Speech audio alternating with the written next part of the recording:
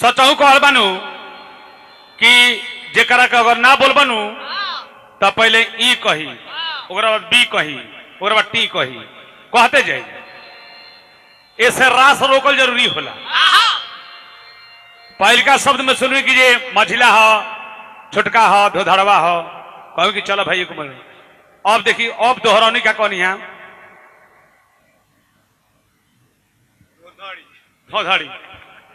देखिए ई गौनई के माने ना है गिरी बाबा। अरे एक बार कह देनी अब कहीं अब धोधड़ी हम उठी तरह कहें कि कारे नटूरी। ई गाना बजाना ना हो ना कहा जाला, लेकिन कतना कहा जाला कि अब शेर भर दाल में आधा किलो नीमक डालम तो खाई। और एगो कलाकार हो गए बनी राउर सीडी में लोग देखता, हमरो सीडी में देखता। और हमरा कहें कि कारे धोधड़ी तो हम कहें कहना रे नटूरी। ई बात ना भाई आई है ना बा बड़ा सुंदर बात बोले कि हरि के प्रेम नहीं करो। हाँ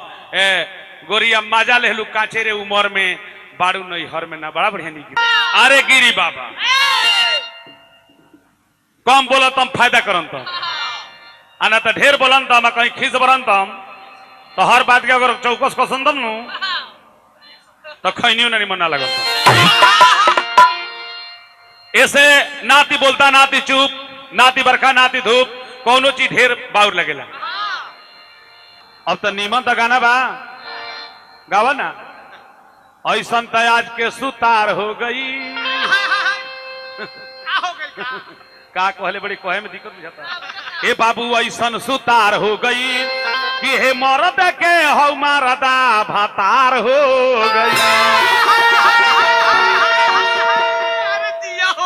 कहता गिरी बाबा की जब सब बात का सजा दिला करके बाबा विजेंद्र गिरी कह जाला। अरे गिरी बाबा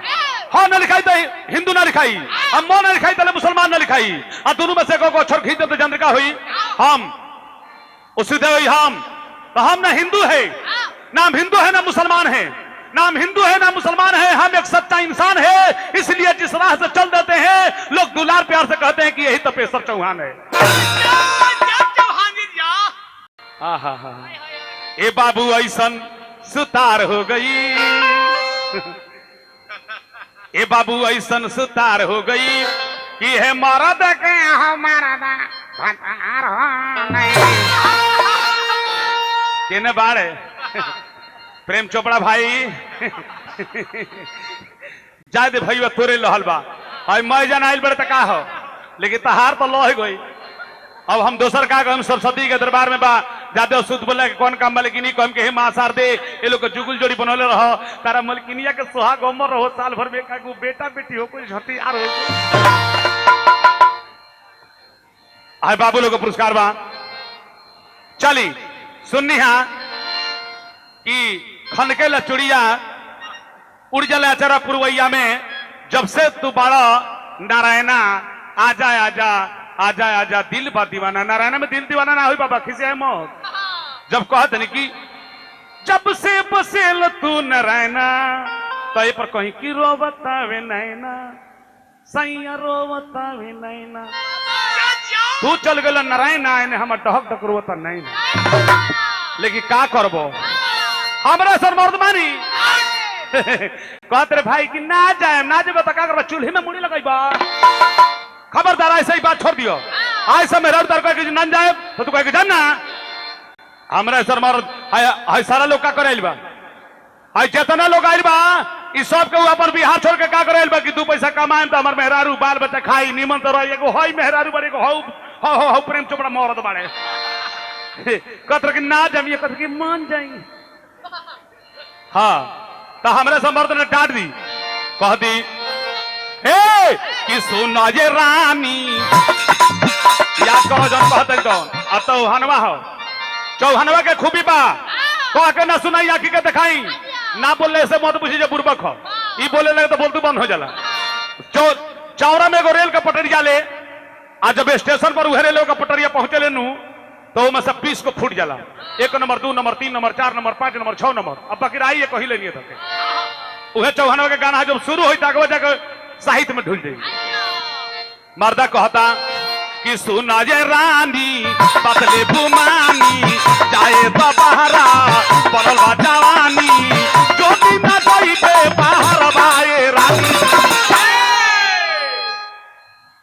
कहानी का बताओ लइका कितना लोग जुटल बा कि जो दिन कमाइबो बाहर हो रानी जी अगर नौकरिया छोड़ देबो और नारायणा छोड़ के घर बैठ जाइबो तो का खई है छिल के घेवाड़वा हो रानी जी का खई है छिल के घेवाड़ा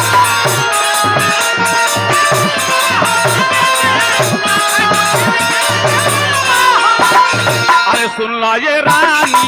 बदले बुमानी जाए नारायणा बनल बा जवानी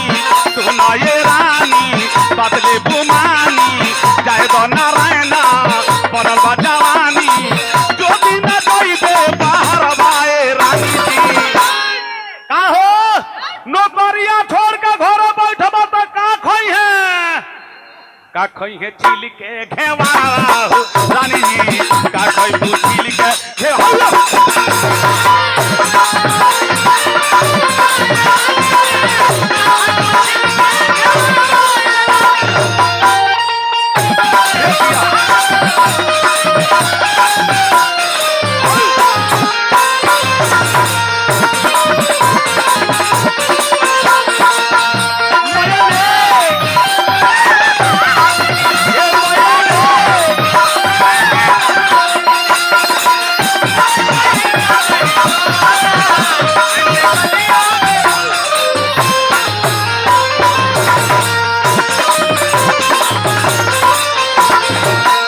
जितना परदेसी भैया बनी सबका हम कोर्ट पर की के कहते नहीं मलिकार केहू का बरावत नहीं की जितना कमेटी से लेकर जितना लोग कान में आवाज आता गोड़ पर गिर के कहते नहीं हमारे बात रू माने हम रहुआ के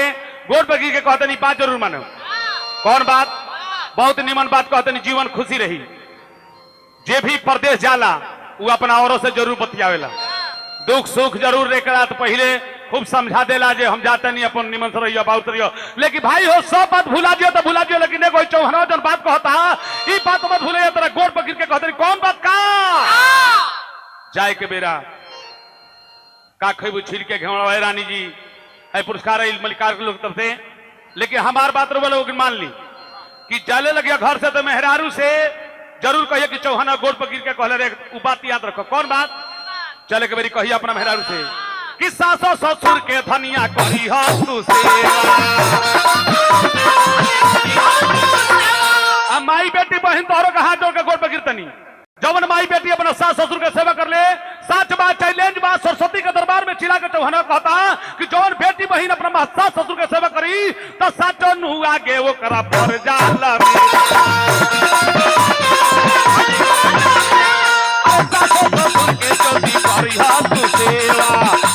फर गई है मेवा छोड़दा कलाई हमारे ही बे भलाई बा छोड़दा कलाई हमारे ही बे भलाई बा अब तुम दोढ़ाओ या चरवा हो रानी जी कह दियो कि सास ससुर के धनिया कर बुझ सेवा तब नु आगे तारा फरी है ये मेवा छोड़दा कलाई हमारे ही में भलाई बा बेसी मन देखाबो ना खड़ावाए रानी जी आना कमम तो का खइबू छिल के घेवाड़ा हो रानी जी का खइबू जो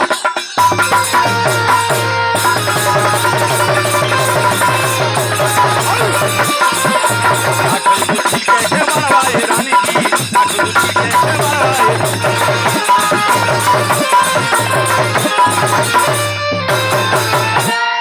आई भैया बड़े निके गीत सुननी बड़ा बढ़िया शब्द सुननी माई सरस्वती के दरबार बा यही में जेकर जौन आवेला तो गावेला ना है ना आवो जैसे सुननी हमरा गिरी बाबा से कि सपना में मेहरारू के खातिर याद करते ले आ कहते कि तनी घुसकी ना तले इनार में डब से चल गए और एगो बात सुननी है हमार मेहरारू का तो होली भर फरार रही बड़ा लोग के मेहरारू के ठीका चला गिरी बाबा बहुत चौहान बगदाउरी चौहाने तो फेर मरे अपना मलकिनी के फेर में ना वो तो कहीं रहता तो कौन बात नहीं है जी हाँ चौहाने बगे चक्कर धैले अच्छा धरे तो होली हो ना तो धैला के फिक्र नहीं खे हमरा ई फिक्र बा कि गिरी बाबा सरकारी गवाहों के बयान से अदालत इस नतीजे पर पहुंची है कि होली के महीना में गिरी बाबा चौहान बो के चक्कर में पड़ जाएंगे तो गिरी बाबा किधर जाएंगे हमको पता नहीं चल रहा है। हमरा डर ही के बाद चली एक जना के ससुरारी से चिट्ठी आई आ जब चिट्ठी आई तो मैं लिखा रहे कि तारा सारिन के ब्याह बा अब तो चली हो अब तो पढ़ सकर गई अथा था गई तनी हमरे तो हंसे वाला को सुन लेते कह रही हैं